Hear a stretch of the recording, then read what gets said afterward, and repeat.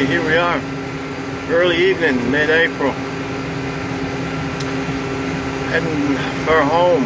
Just picked up 2 items of equipment. Picked up the New Holland T6 160 tractor and a set of John Deere drills.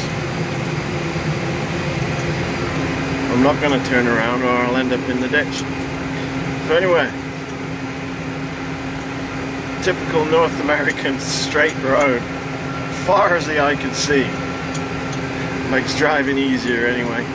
Tootling along at 40 kilometers an hour.